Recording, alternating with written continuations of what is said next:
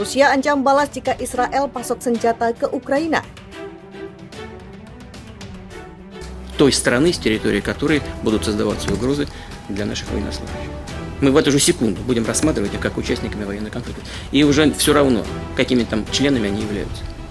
Мы знаем, речь их слышим в эфире. הנושאים המרכזיים שאנחנו דיברנו ונדבר בהמשך היום זה נושא האנרגיה. אירופה זקוקה כרגע בהקדם לאנרגיה, ובישראל יש לנו גז טבעי במים הכלכליים שלנו, ואלה בשורות טובות לישראל ולאיטליה ולאירופה. То они должны знать, да, и будут создавать для России неприемлемые для нас угрозы стратегического характера, они должны знать, что наш ответно-встречные удары будут молниеносными, быстрыми. У нас есть для этого все инструменты, такие, которыми не может сейчас похвастаться никто, а мы хвастаться не будем.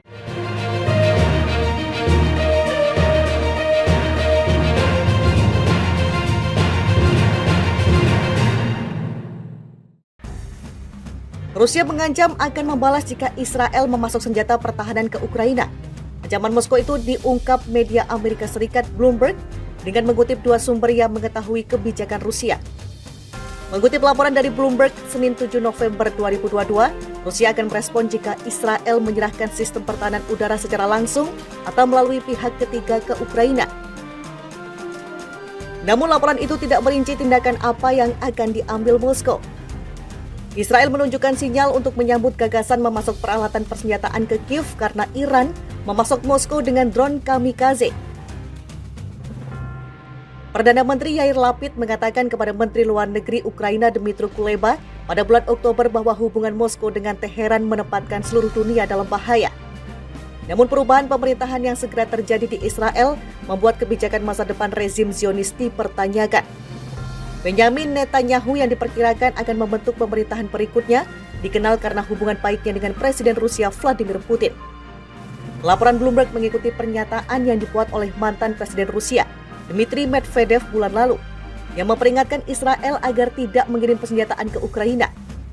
Itu akan menghancurkan semua hubungan diplomatik antara Israel dan Rusia, kata Medvedev.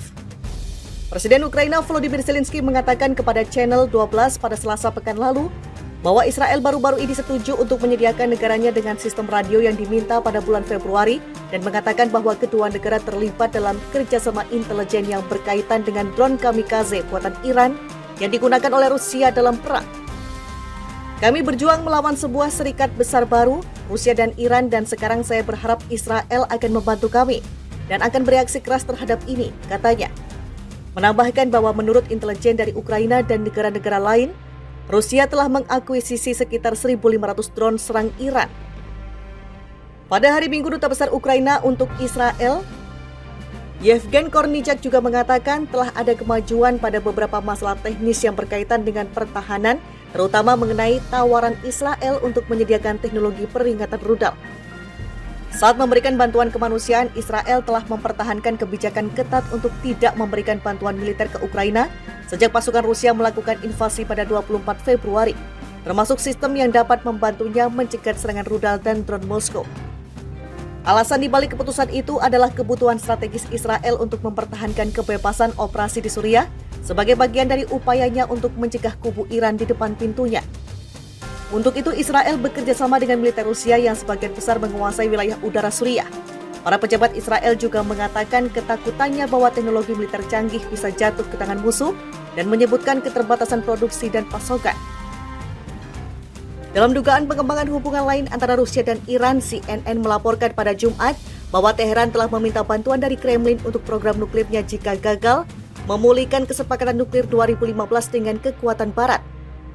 Mengutip pejabat intelijen AS yang diberi pengarahan tentang masalah ini, CNN melaporkan bahwa Iran meminta Rusia untuk bahan nuklir dan bahan bakar yang dapat mempersingkat waktu yang dibutuhkan untuk membangun senjata nuklir.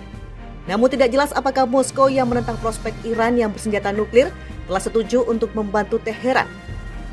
Delegasi PBB Iran dan Kementerian Luar Negeri Rusia tidak menanggapi permintaan CNN untuk mengomentari laporan tersebut. Negosiasi untuk menghidupkan kembali kesepakatan nuklir 2015 tetap terhenti selama berbulan-bulan. Pada Senin pekan lalu, utusan khusus AS untuk Iran, Robert Malley, mengatakan AS tidak membuang-buang waktu dalam mencoba untuk mengejar kesepakatan baru. Menambahkan bahwa tidak ada gerakan dalam negosiasi sejak Iran memperlakukan syarat baru yang tidak terkait pada bulan Agustus. Itu benar-benar bukan fokus kami sekarang. Beri peringatan keras ke Israel. Rusia, jangan ganggu garis merah kami.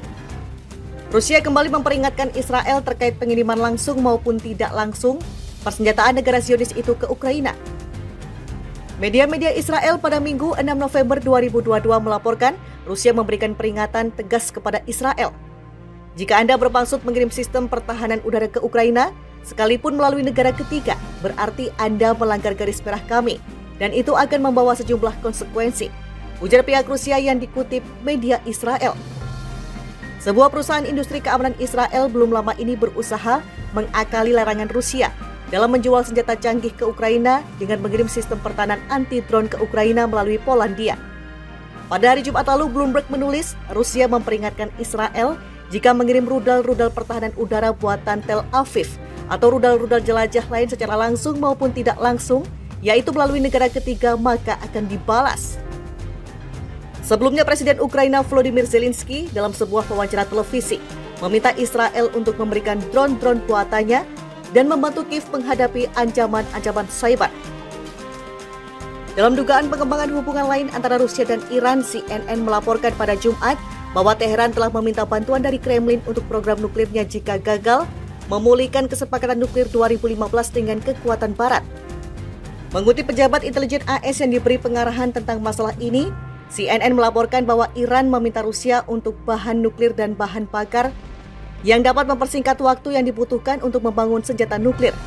Namun tidak jelas apakah Moskow yang menentang prospek Iran yang bersenjata nuklir telah setuju untuk membantu Teheran. Delegasi PBB Iran dan Kementerian Luar Negeri Rusia tidak menanggapi permintaan CNN untuk mengomentari laporan tersebut. Negosiasi untuk menghidupkan kembali kesepakatan nuklir 2015 tetap terhenti selama berbulan-bulan. Pada Senin pekan lalu, utusan khusus AS untuk Iran, Robert Malley, mengatakan AS tidak membuang-buang waktu dalam mencoba untuk mengejar kesepakatan baru. Menambahkan bahwa tidak ada gerakan dalam negosiasi sejak Iran memperlakukan syarat baru yang tidak terkait pada bulan Agustus. Itu benar-benar bukan fokus kami sekarang. Beri peringatan keras ke Israel. Rusia, jangan ganggu garis merah kami.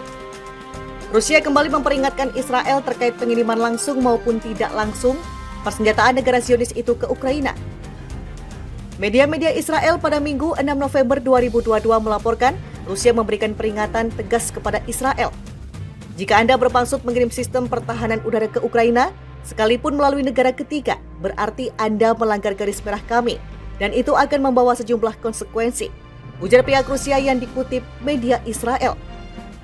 Sebuah perusahaan industri keamanan Israel belum lama ini berusaha mengakali larangan Rusia dalam menjual senjata canggih ke Ukraina dengan mengirim sistem pertahanan anti-drone ke Ukraina melalui Polandia.